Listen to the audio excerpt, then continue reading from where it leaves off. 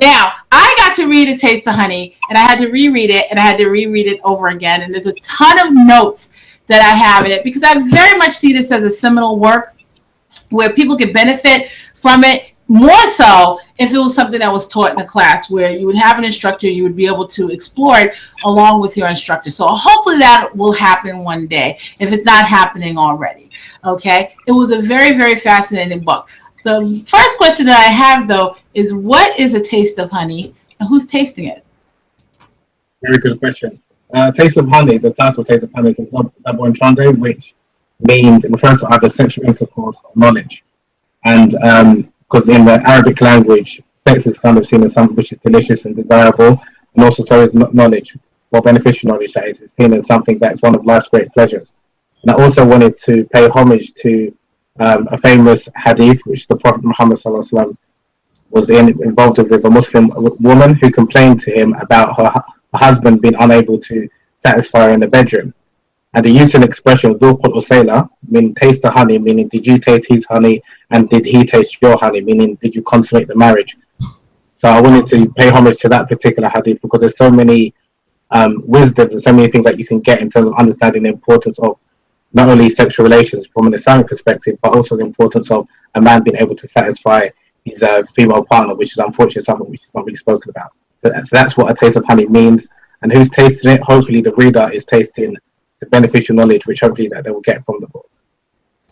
Now, I think that the knowledge that's here is something that a lot of it is something that I'm not accustomed to seeing in Muslim texts about faith.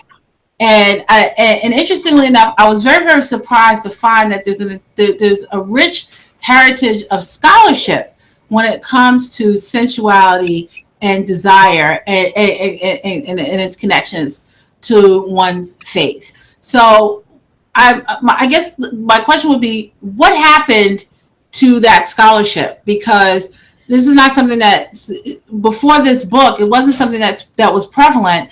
But it's actually something that was for centuries before. Like where did that gap take place, and what's going on now that you've released the book? Yeah, so I mean, in terms of Islamic history, since the time of the Prophet Muhammad, peace be upon him, the Muslims are very candid in terms of talking about sexual relations, whether it's in terms of how a man should satisfy a woman, or how a woman should satisfy a man. And this was like there's many hadiths which talk about this, which I related in the book.